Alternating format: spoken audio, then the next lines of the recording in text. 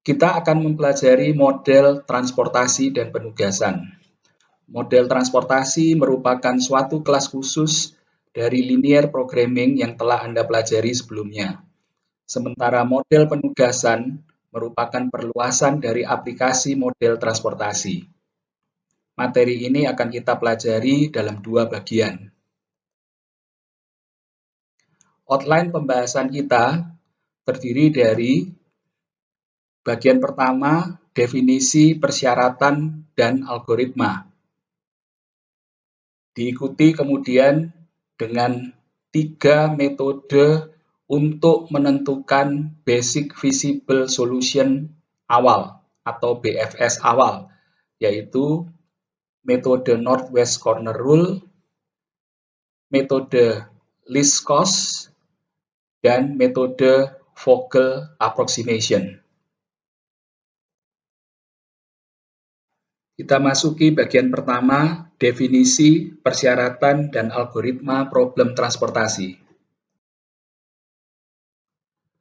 Model transportasi adalah model khusus linear programming yang berkaitan dengan pengiriman atau distribusi sejumlah komoditas dari M supplier atau sources ke end customers atau destination, dengan tujuan untuk meminimumkan total biaya pengiriman dari sumber ke tujuan.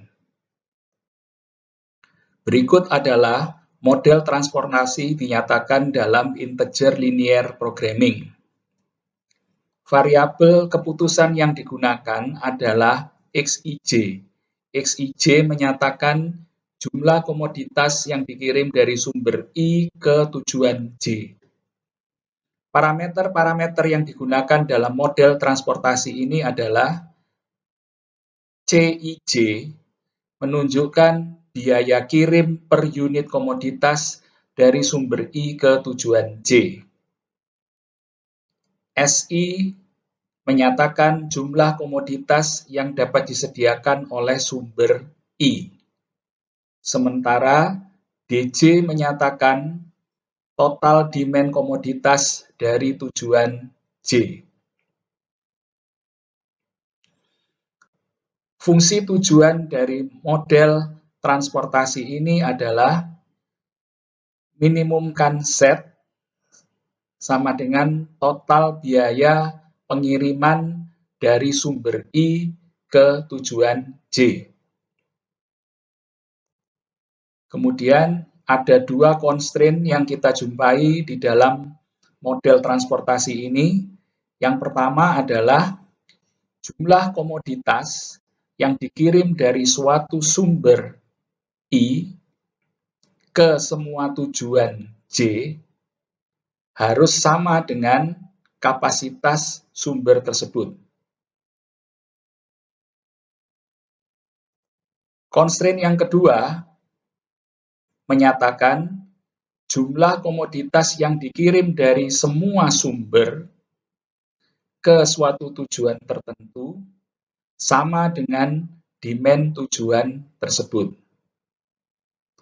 Semua variabel XIJ lebih besar dari sama dengan 0 dan integer.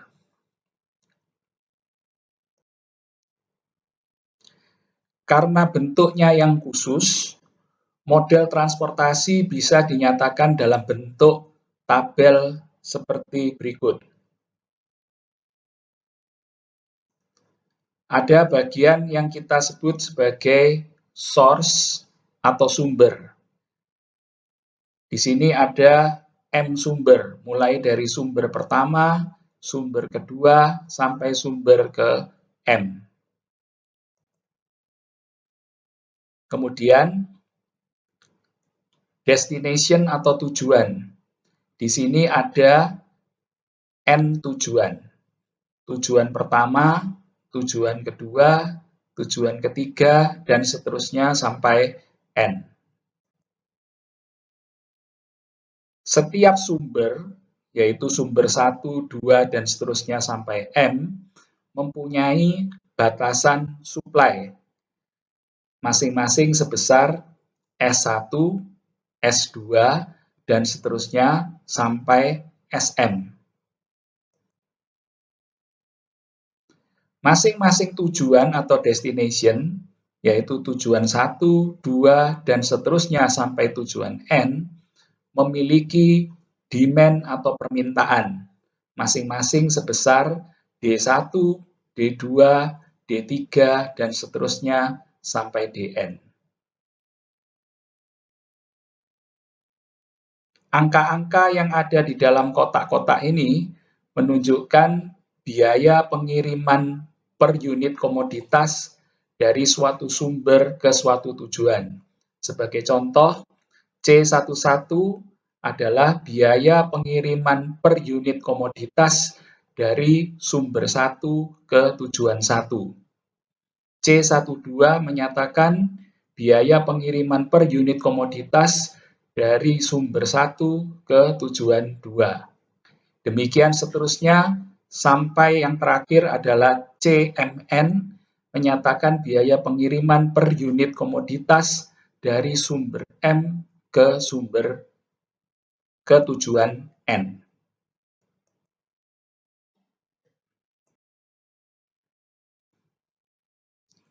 Syarat-syarat yang harus dipenuhi oleh model transportasi ada 3. Yang pertama, model harus integer.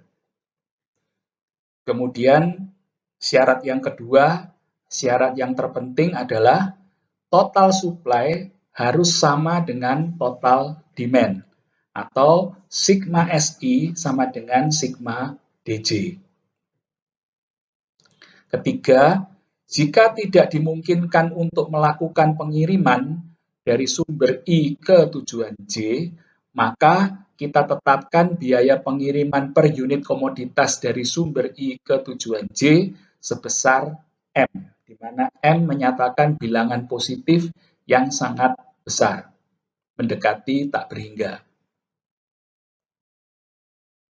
Bagaimana jika jumlah supply tidak sama dengan jumlah demand, seperti yang dinyatakan oleh syarat kedua? Ada 2 kondisi yang mungkin kita hadapi. Yang pertama, jumlah supply melebihi jumlah demand. Ini berarti ada kekurangan demand.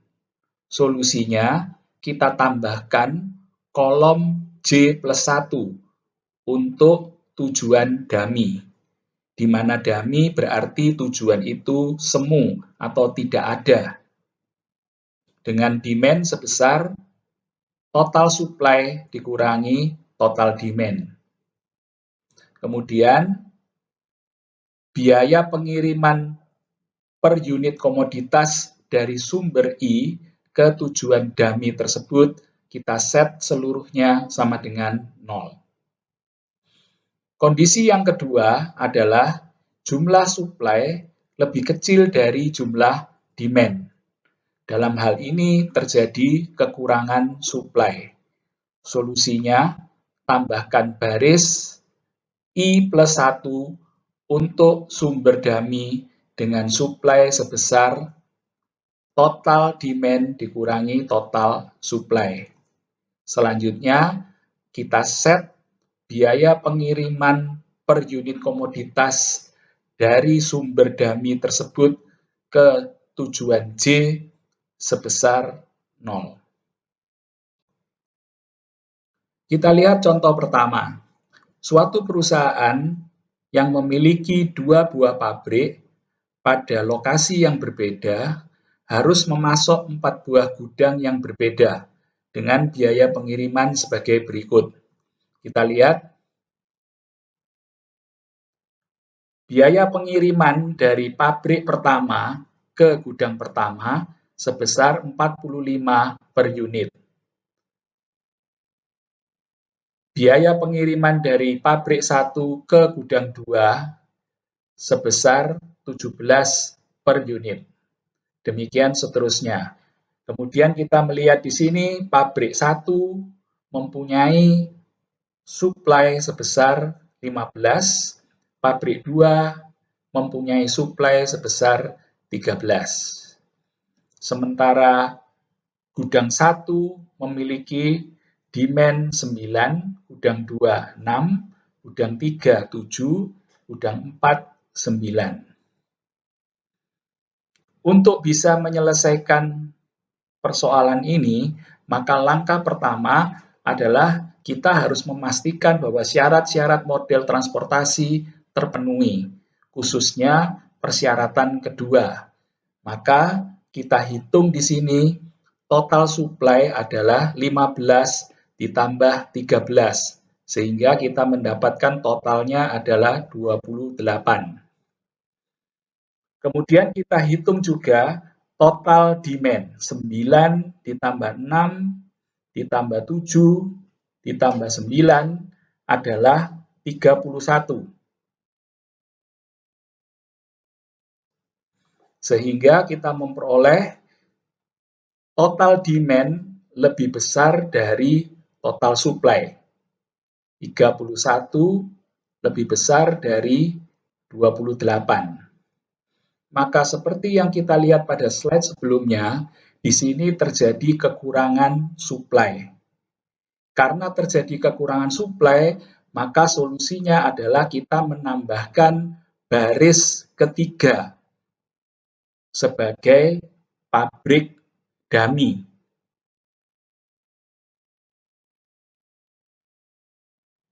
Kita lihat sekarang tabel transportasi kita bertambah satu baris untuk menampung pabrik dummy.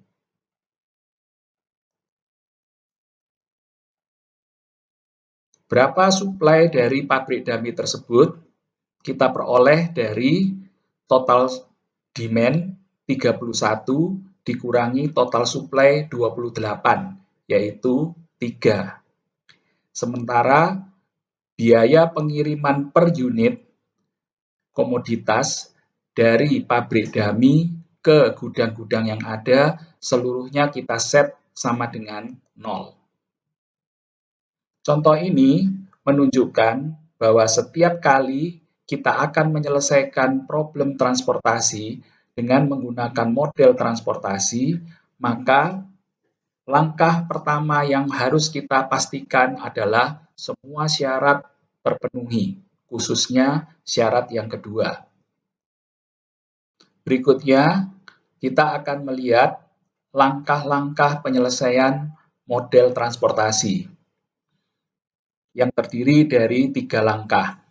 Langkah pertama adalah menentukan Basic Feasible Solution atau BFS awal. BFS awal dapat dicari dengan salah satu dari 3 metode ini, yaitu Northwest Corner Rule, Least Cost Method, atau Vogel Approximation Method. BFS awal yang kita peroleh dengan salah satu di antara ketiga metode ini belum tentu optimal. Karena itu, kita melanjutkan ke langkah kedua, yaitu melakukan uji optimalitas. Jika pada uji optimalitas ditemukan bahwa BFS awal kita optimal, maka selesai. Artinya, kita tidak perlu melanjutkan lagi ke langkah yang lain. Tetapi, jika uji optimalitas menunjukkan bahwa BFS awal kita belum optimal, maka langkah selanjutnya, seperti yang kita lakukan pada saat mengaplikasikan metode simplex untuk menyelesaikan linear programming, maka kita akan mencari entering variable. Ingat, entering variable adalah variabel non-basic yang akan berubah menjadi variabel basic. Sesudah kita menemukan entering variable, maka kita melanjutkan dengan langkah ketiga. Langkah ketiga adalah mencari leaving variable. Ingat kembali bahwa satu entering variable harus diganti dengan satu leaving variable, di mana leaving variable adalah variabel basic yang berubah menjadi variabel non-basic. Setelah kita lakukan, yaitu mencari entering variable dan mencari leaving variable, maka kita akan memperoleh basic visible solution yang baru. Kita kembali ke langkah 2, yaitu menguji optimalitas dari BFS yang baru ini. Apabila ternyata BFS yang baru ini adalah optimal, maka kita berhenti. Artinya solusi optimal telah dicapai. Tetapi jika BFS yang baru ini masih tidak optimal, maka kita mengulangi kembali untuk mencari entering variable dan dilanjutkan dengan mencari leaving variable, sehingga akan ditemukan BFS yang lebih baru. Demikian seterusnya kita lakukan langkah ini sampai pada uji optimalitas kita mendapatkan BFS yang optimal. Outline pembahasan kita terdiri dari bagian pertama, definisi, persyaratan, dan algoritma. Diikuti kemudian dengan 3 metode untuk menentukan basic visible solution awal atau BFS awal, yaitu metode Northwest Corner Rule, metode least cost, dan metode Vogel Approximation. Langkah pertama dari algoritma transportasi adalah mencari BFS awal. Ada 3 metode yang bisa kita gunakan untuk mencari BFS awal. Yang pertama adalah metode Northwest Corner Rule. Northwest berarti barat laut.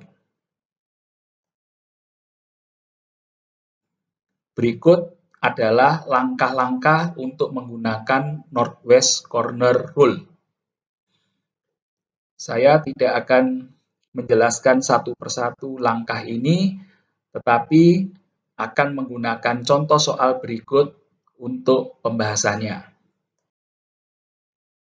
Kita lihat contoh 2. Kebutuhan air di 4 kota, yaitu A, B, C, dan D, dipasok oleh 3 sungai, yaitu sungai 1, 2, dan 3. Biaya pengiriman dalam dolar dapat kita lihat pada masing-masing kotak berikut. Sebagai contoh, 10 menunjukkan biaya pengiriman per unit komoditas dari sungai 1 ke kota A. Demikian seterusnya. Kemudian, pada kolom yang paling kanan, kita melihat suplai dari masing-masing sungai. Sungai 1, suplainya 15, sungai 2, 25, sungai 3, 10. Sementara pada baris terakhir, kita melihat demand dari masing-masing kota. Kota A, demand-nya sebesar 5, B, 15, C 15, dan D 15. Sekarang kita akan menggunakan metode Northwest Corner Rule untuk mencari basic visible solution awal dari contoh tersebut. Sesuai namanya, Northwest Corner atau barat laut, maka cara mencari BFS awal ini dimulai dari pojok kiri atas. Pojok kiri atas di sini adalah pertemuan antara sungai 1 dengan kota A. Maka pertanyaannya, berapakah angka yang harus kita isikan di kota ini? Kalau kita lihat, sungai 1 memiliki suplai 15, sementara kota A memiliki demand sebesar 5. Maka angka terbesar yang bisa kita alokasikan di sini adalah 5. Apa artinya angka 5 di sini? Dari sungai 1 ke kota A dikirimkan sebanyak 5 unit komoditas. Dengan dikirimnya 5 unit komoditas ini dari sungai 1 ke kota A, maka kita lihat kota A yang memiliki total demand sebesar 5, seluruhnya telah dapat dipenuhi dengan pengiriman ini. Sementara untuk sungai 1, dari total suplai sebanyak 15, karena 5 dikirimkan ke kota A, maka suplainya sekarang menjadi 10. Berikutnya, kota A kita coret karena seluruh demand-nya sudah terpenuhi, dan kita lihat di sini sungai 1 suplainya menjadi 10. Langkah selanjutnya, ketika kita menggunakan metode Northwest Corner Rule, kita memiliki dua alternatif dari kotak terakhir yang kita isi. Kotak terakhir yang kita isi adalah kotak 1A. Dua kemungkinan yang bisa kita tempuh adalah kita bergerak ke kanan atau kita bergerak ke bawah. Kita tidak bisa lagi bergerak ke bawah karena seluruh kebutuhan atau demand kota A telah terpenuhi.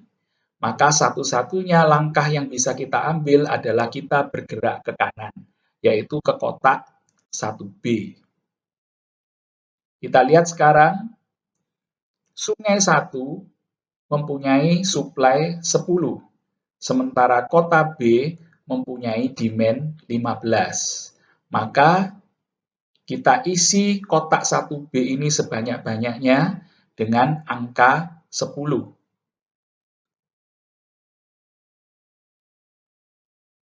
Dengan terisinya kotak 1B dengan angka 10, artinya dari sungai 1 ke kota B dikirimkan sebanyak 10 unit komoditas. Akibatnya, sungai 1 yang awalnya memiliki suplai 10, dengan adanya pengiriman ke kota B ini, maka seluruh suplai ini habis. Sementara untuk kota B, dari demand awalnya sebesar 15, karena sudah terkirim 10 unit dari sungai 1 ke kota B, maka demand kota B yang belum terpenuhi tinggal 5.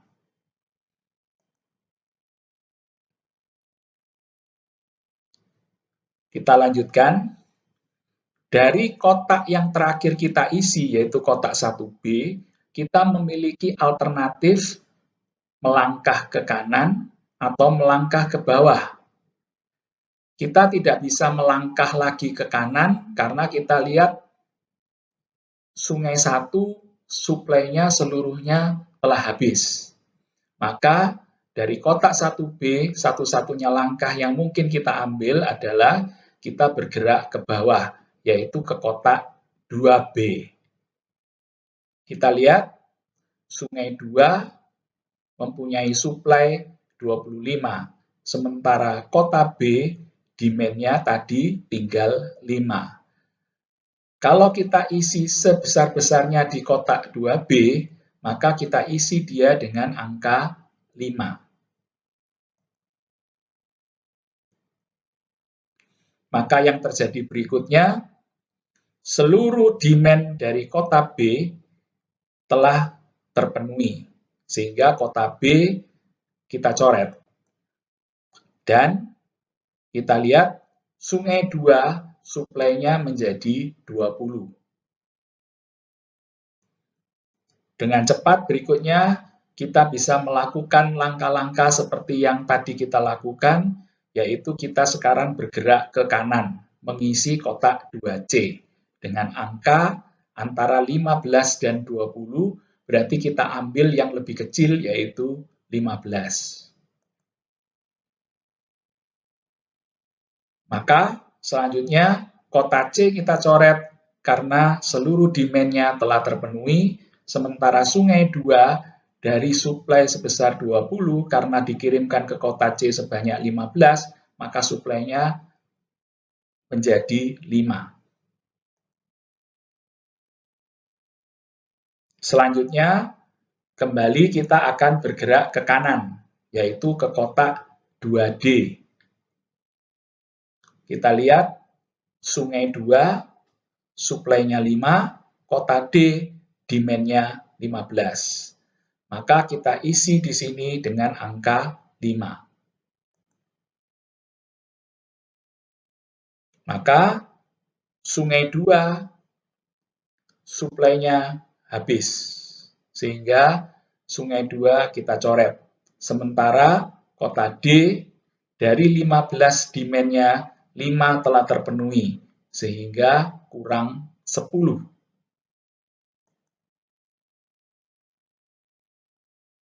Terakhir, satu-satunya kotak yang memungkinkan kita untuk melangkah adalah kotak 3D. Dan kalau kita lihat di sini, Sungai 3 memiliki suplai 10 dan kota D memiliki demand 10. Maka kita isi dengan angka 10. Sehingga akhirnya Sungai 3 dan kota D bisa kita coret.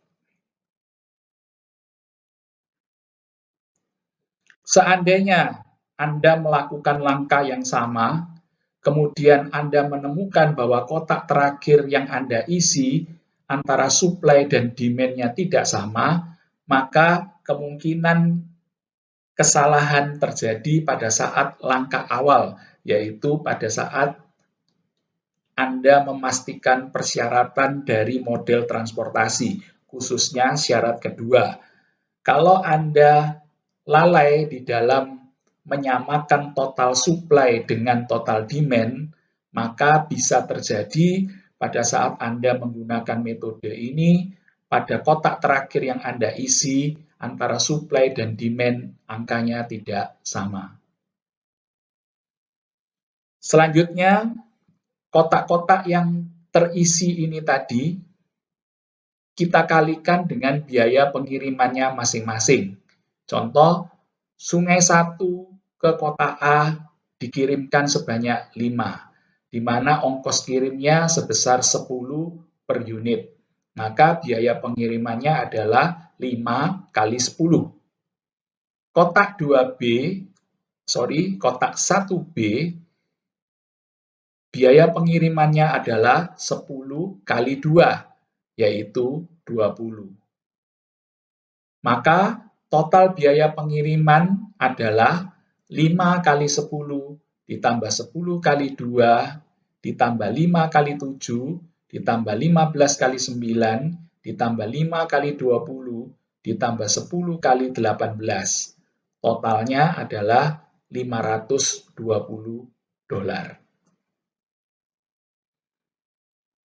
Ini adalah BFS awal yang kita temukan dengan menggunakan metode Northwest Corner Rule.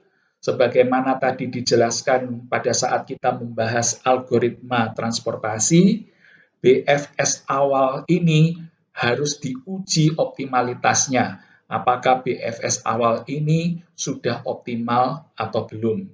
Itu yang akan dilakukan pada langkah berikutnya. Jadi, yang kita lakukan saat ini hanya terbatas pada penentuan BFS awal yang belum tentu menghasilkan solusi yang optimal. Outline pembahasan kita terdiri dari bagian pertama, definisi, persyaratan, dan algoritma. Diikuti kemudian dengan 3 metode untuk menentukan Basic Feasible Solution awal atau BFS awal, yaitu metode Northwest Corner Rule, metode Least Cost, dan metode Vogel Approximation. Sekarang kita akan melihat metode kedua, yang bisa digunakan untuk menentukan BFS awal, yaitu metode least cost rule. Prinsipnya sederhana. Kita diminta untuk mengalokasikan sebanyak-banyaknya komoditas pada sel atau pada kotak dengan biaya termurah. Kita akan menyelesaikan contoh yang sama untuk mencari BFS awal dengan menggunakan metode least cost. Sebagaimana dijelaskan tadi, bahwa prioritas kita adalah mengisi sebanyak-banyaknya pada kotak atau sel dengan biaya termurah. Kalau kita melihat kotak-kotak yang ada di sini, maka kotak dengan biaya termurah adalah kotak 1B atau yang dikirimkan dari sungai 1 ke kota B dengan biaya pengiriman per unitnya sebesar 2. Maka kita isi sebanyak-banyaknya di sini. Kita lihat sungai 1 memiliki suplai 15, sementara kota B memiliki demand juga 15. Maka kita alokasikan sebanyak-banyaknya di sini sebesar 15. Dengan terisinya kotak 1B, artinya dari sungai 1 dikirimkan sebanyak 15 unit komoditas ke kota B, sehingga sungai 1 seluruh suplainya habis, sementara kota B seluruh demand-nya terpenuhi. Mengikuti contoh sebelumnya, maka seharusnya sungai 1 maupun kota B kita coret. Tetapi langkah seperti ini tidak diperkenankan.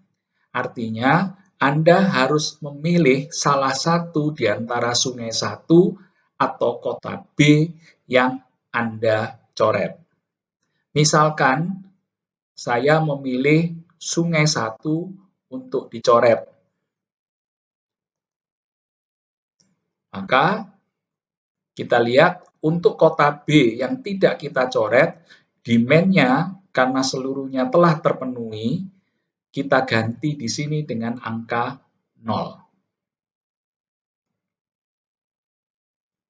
Selanjutnya, kita lihat kotak-kotak yang masih belum tercoret. Kita cari di antara kotak-kotak yang masih belum tercoret ini, manakah kotak atau sel dengan biaya yang termurah. Kita mendapatkan kotak 3A dengan biaya pengiriman per unit sebesar 4. Maka kita alokasikan sebanyak-banyaknya pada kotak ini. Sungai 3 dengan suplai 10, kota A dengan demand sebesar 5. Maka kita alokasikan sebesar-besarnya di sini sebanyak 5.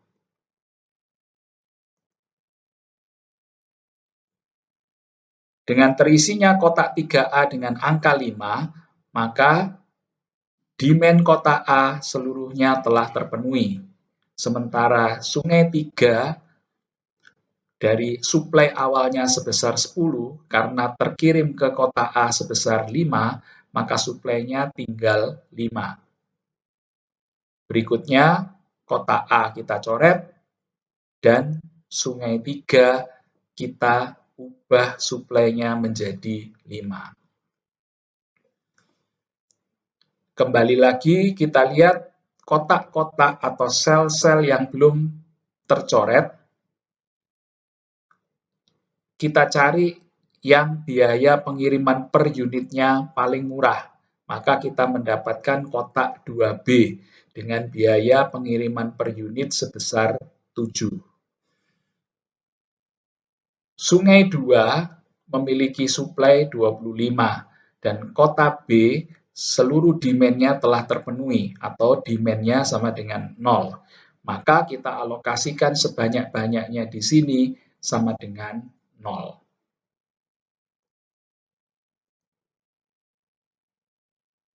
Berikutnya, kota B kita coret, Dan Sungai 2 suplainya tetap 25 karena di sini yang dikirim adalah sebesar 0. Tinggal 4 kotak yang masih belum tercoret.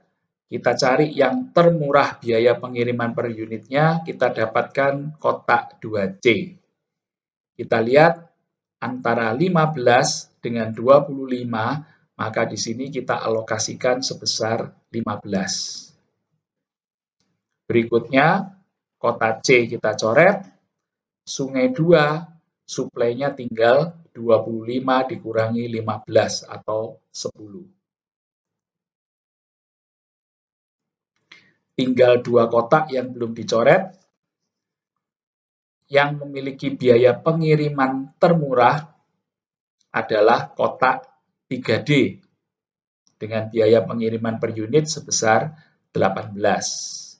Kita lihat kotak 3D, Sungai 3 dengan suplai 5, kota D dengan demand 15, maka kita alokasikan di sini sebanyak 5. Sehingga Sungai 3 seluruh suplainya habis, sementara kota D demand-nya tinggal 10 yang belum terpenuhi. Satu-satunya kotak yang bersisa adalah kotak 2D, maka kita alokasikan di sini sebanyak 10 sesuai dengan Sungai 2 suplainya 10 dan kota D demand-nya 10.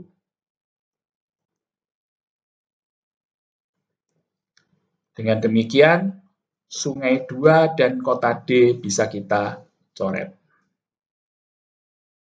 Sama halnya seperti yang dilakukan pada saat kita menggunakan metode Northwest Corner Rule, kotak terakhir yang kita isi haruslah berasal dari supply dan demand yang sama. Jika antara supply dan demand tidak sama pada kotak terakhir, maka kesalahan kemungkinan terjadi pada langkah awal, yaitu memastikan persyaratan kedua dari metode transportasi terpenuhi, yaitu total supply harus sama dengan total demand. Selanjutnya, kita akan menghitung berapa total biaya pengiriman yang dihasilkan dari BFS awal dengan menggunakan metode least cost. Seperti tadi, kita akan menghitung total biaya pengirimannya dari 15 dikali 2, tambah 0 kali 7, tambah 15 kali 9, tambah 10 kali 20, tambah 5 kali 4, tambah 5 kali 18. Totalnya adalah 475. Perhatikan bahwa kita memperoleh total biaya pengiriman yang lebih murah jika dibandingkan dengan tadi pada saat kita menggunakan metode Northwest Corner Rule, yaitu sebesar $520.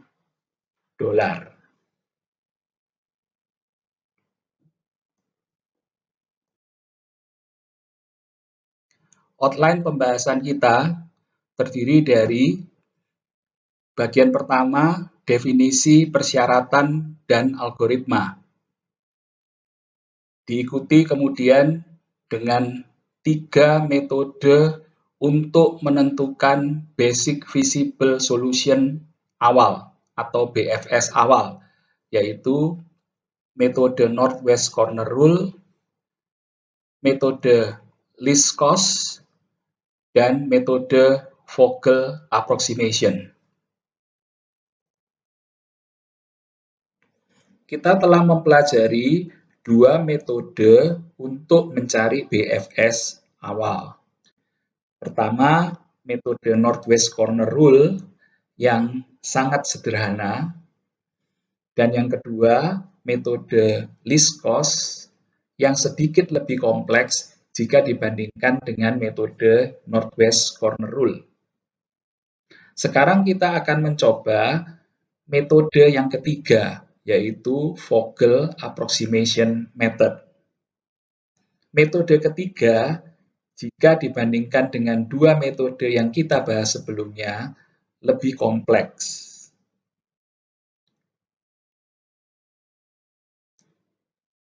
Anda bisa mengikuti langkah-langkah yang harus dilakukan kalau kita menggunakan metode Vogel Approximation Method ini untuk mencari BFS awal. Namun, saya tidak menjelaskan satu persatu langkahnya di sini. Saya akan menjelaskan langkah-langkah ini melalui contoh soal yang sama yang sudah kita bahas sebelumnya dengan menggunakan metode Northwest Corner dan metode least cost. Kalau kita perhatikan tabel berikut, ada yang berbeda antara tabel berikut dengan tabel transportasi yang kita gunakan pada saat kita membahas metode Northwest Corner Rule dan metode least cost. Perbedaan itu terletak pada adanya tambahan satu baris pada baris yang paling akhir dan tambahan satu kolom pada kolom yang paling akhir, di mana tambahan baris maupun tambahan kolom tersebut digunakan untuk menghitung selisih. Selisih apakah itu? Marilah kita ikuti langkah-langkah menggunakan Vogel Approximation Method. Langkah pertama yang kita lakukan adalah kita mencari selisih dua kos terkecil pada setiap baris dan setiap kolom. Sekali lagi, kita mencari selisih dua kos terkecil dari setiap baris dan setiap kolom. Kita mulai dari baris 1 atau sungai 1. Kita lihat pada baris 1, dua kos terkecil adalah 2 dan 10. Maka selisihnya adalah 10 minus 2 atau 8. Pada baris kedua atau sungai kedua, kita lihat dua kos terkecil adalah 7 dan 9. Kalau kita cari selisihnya, maka selisih antara 9 dan 7 adalah 2. Demikian seterusnya kita lakukan hal yang sama untuk sungai ketiga atau baris ketiga.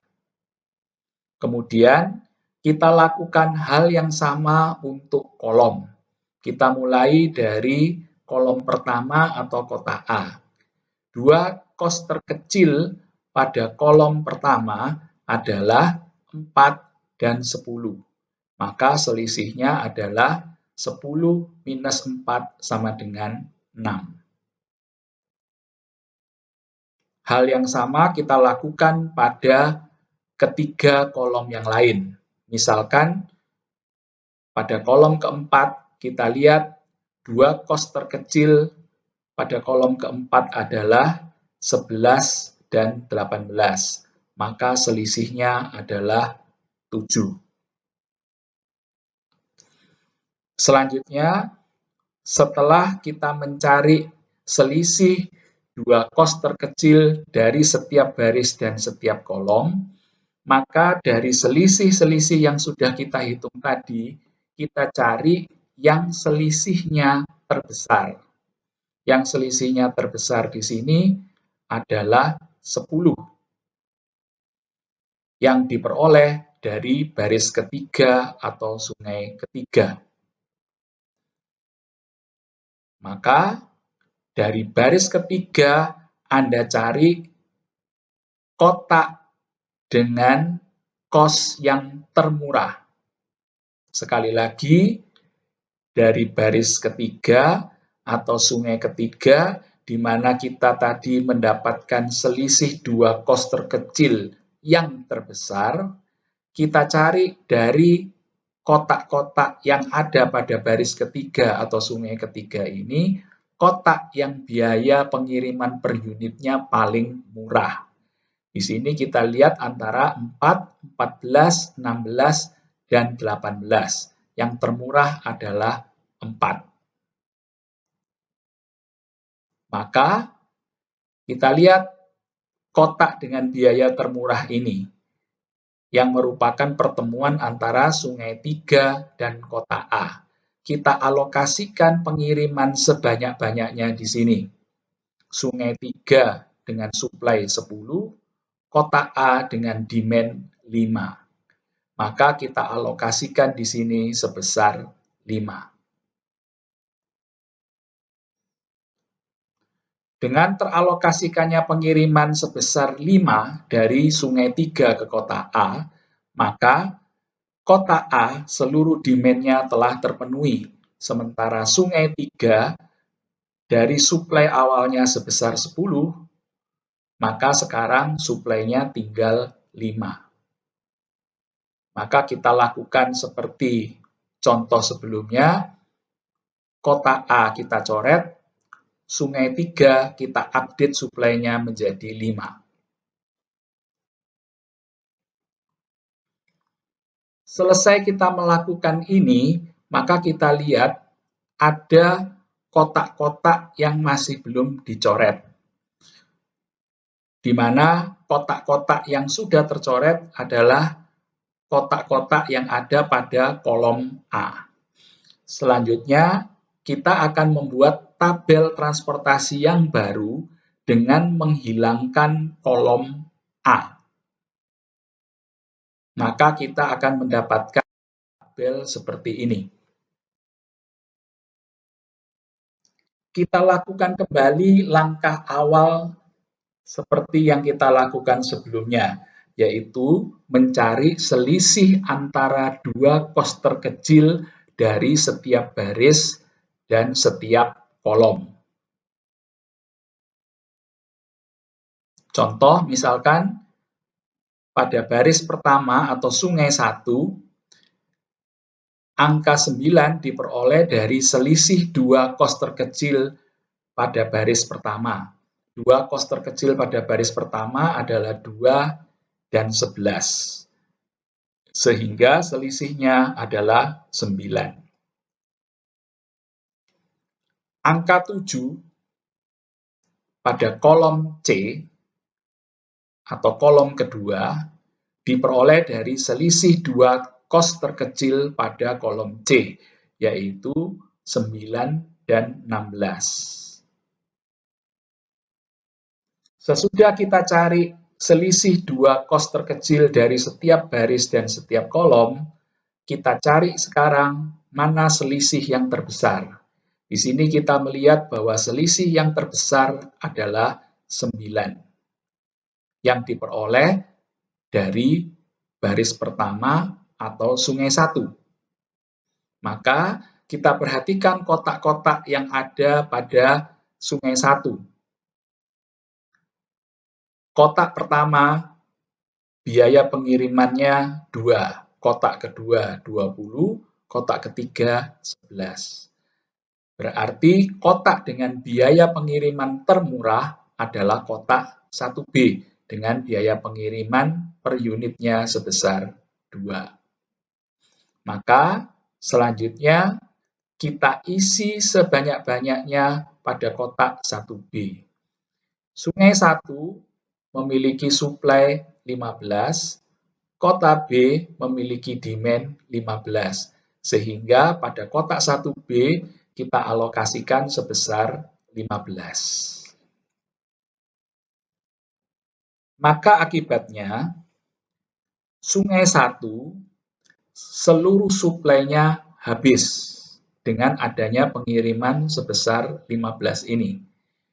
Demikian pula kota B seluruh demand-nya 15 telah terpenuhi dengan adanya pengiriman ini. Maka seharusnya sungai 1 maupun kota B kita coret. Tetapi seperti yang tadi kita lihat pada saat membahas metode least cost, kita tidak diperkenankan melakukan ini. Artinya, Anda harus memilih salah satu yang harus dicoret. Apakah itu Sungai 1 ataukah itu Kota B? Pilihan ada di tangan kita masing-masing. Yang penting kita tidak boleh mencoret kedua-duanya. Misalkan untuk contoh ini, saya memilih Sungai 1 yang dicoret, maka berarti Kota B tidak kita coret. Kalau Sungai 1 kita coret, dan Kota B kita biarkan tidak dicoret, maka di sini kita melakukan update demand dari Kota B, yaitu sekarang demand-nya sebesar 0.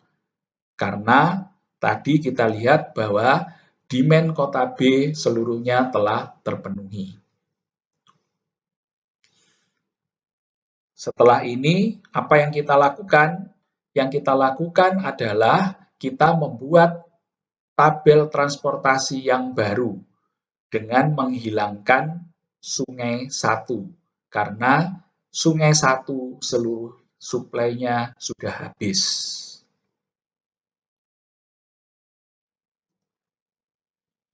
Kembali lagi, kita ulangi langkah kita yang pertama, mencari selisih dua kos terkecil dari setiap baris dan setiap kolom.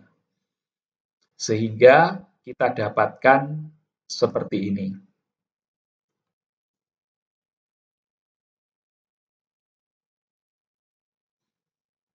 Berikutnya, dari selisih yang kita peroleh, kita cari selisih yang terbesar. Dalam hal ini, selisih yang terbesar adalah 7.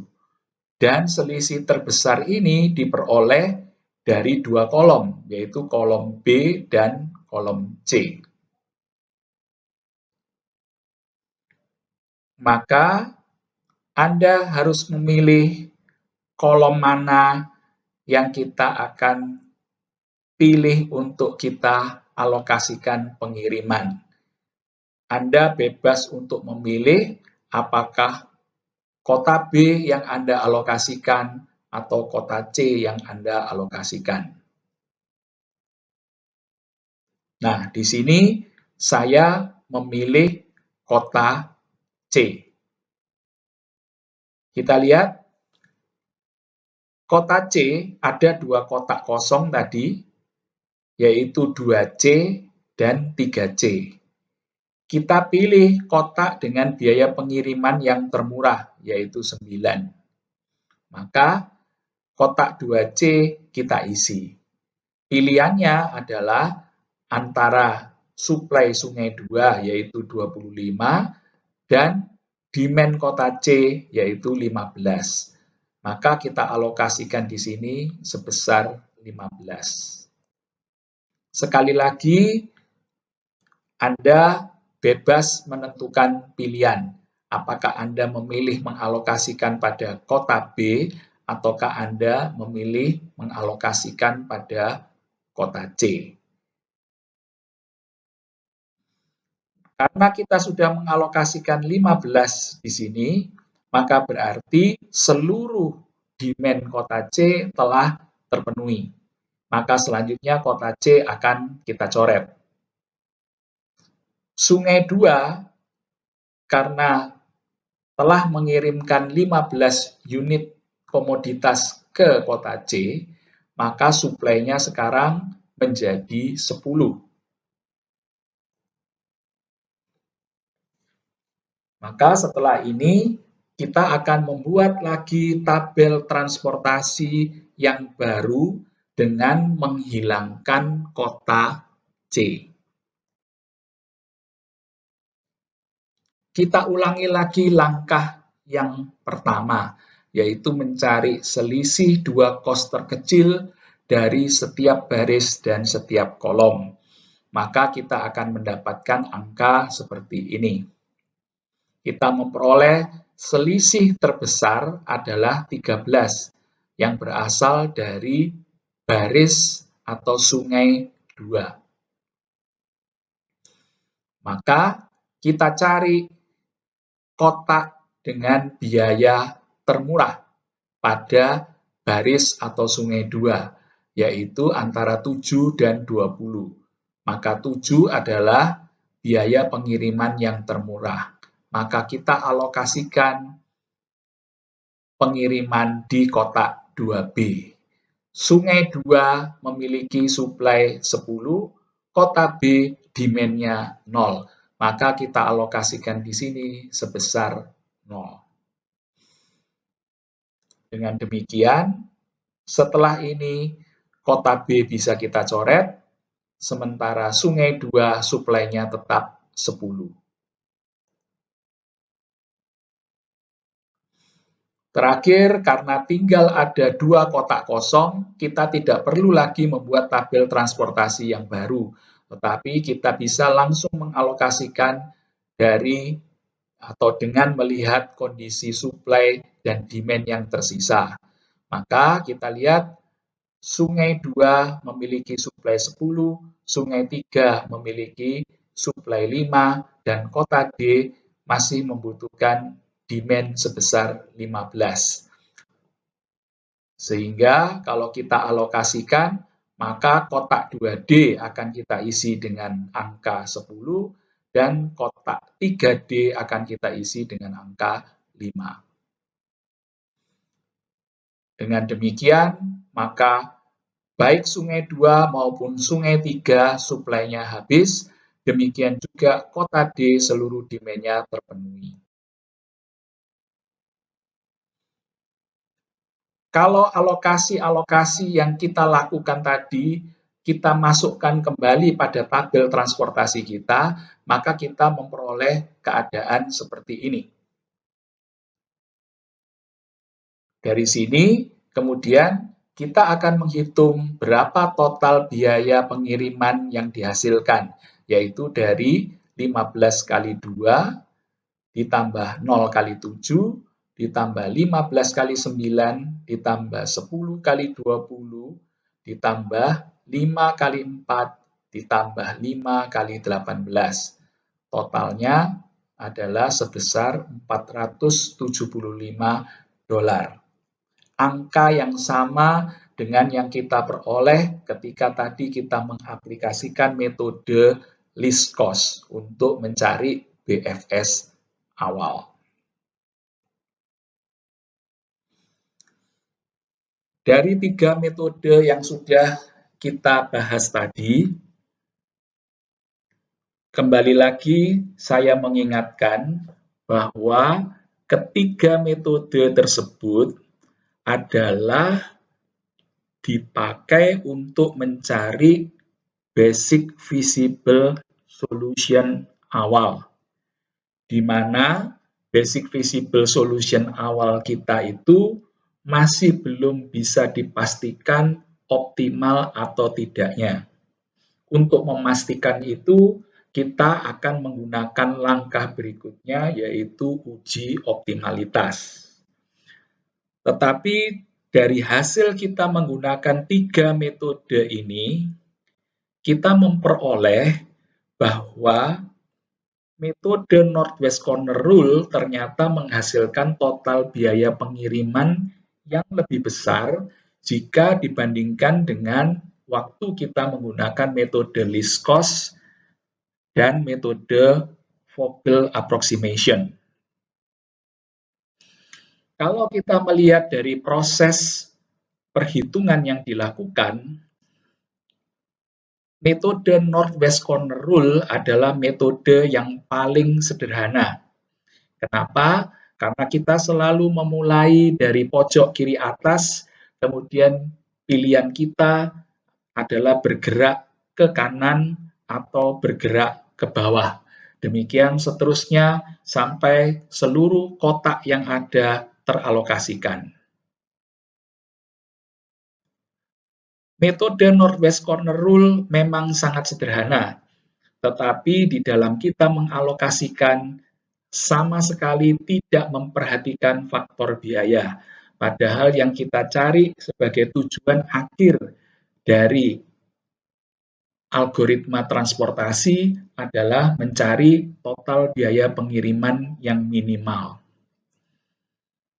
Sebaliknya, ketika kita menggunakan metode least cost dan metode Vogel approximation, kita memperhatikan biaya pada saat kita mengalokasikan ke dalam sel-sel yang ada. Contohnya, pada saat kita memakai metode least cost, kita selalu mencari atau memprioritaskan kotak atau sel dengan biaya termurah. Demikian juga pada saat kita menggunakan metode Vogel approximation, yang menjadi concern kita adalah kotak atau sel dengan biaya termurah. Maka, dalam banyak percobaan, penggunaan metode least cost dan Vogel approximation seringkali menghasilkan BFS awal yang lebih baik jika dibandingkan dengan menggunakan metode Northwest Corner Rule. Pilihan ada di tangan Anda. Apakah Anda akan menggunakan metode Northwest Corner Rule ataukah least cost, ataukah yang lebih kompleks lagi yaitu Vogel approximation method untuk mendapatkan BFS awal. Yang jelas, karena algoritma ini bertujuan untuk mencari total biaya pengiriman yang termurah, jika BFS awal yang kita peroleh belum optimal, maka masih harus dilanjutkan dengan langkah-langkah berikutnya sehingga tercapai optimalitas. Jika BFS awal kita terlalu jauh dari optimalitas, maka bisa dipastikan kita akan melakukan langkah-langkah berikutnya masih panjang. Sementara jika kita memperoleh BFS awal yang dalam tanda kutip baik, maka untuk mencapai optimalitasnya membutuhkan langkah-langkah yang lebih pendek. Jadi pilihan ada di tangan Anda, ada di tangan kita. Apakah kita menggunakan metode mencari BFS awal yang sederhana, ataukah kita menggunakan metode mencari BFS awal yang lebih kompleks. Karena semuanya akan berpengaruh pada langkah-langkah yang harus kita tempuh untuk mencapai optimal. Demikian pembahasan untuk bagian pertama dari model transportasi dan penugasan. Pada bagian yang kedua, kita akan membahas langkah-langkah berikutnya setelah kita memperoleh BFS awal, yaitu bagaimana menguji optimalitas, dan kemudian jika ternyata optimalitas belum tercapai, langkah-langkah berikutnya yang harus kita tempuh seperti apa. Itu yang akan kita bahas di bagian kedua, ditambah dengan satu topik lagi, yaitu model penugasan yang merupakan perluasan aplikasi dari metode transportasi. Terima kasih atas perhatian Anda semua. Outline pembahasan kita terdiri dari bagian pertama, definisi, persyaratan, dan algoritma. Diikuti kemudian dengan 3 metode untuk menentukan Basic Feasible Solution awal atau BFS awal, yaitu metode Northwest Corner Rule, metode least cost, dan metode Vogel approximation.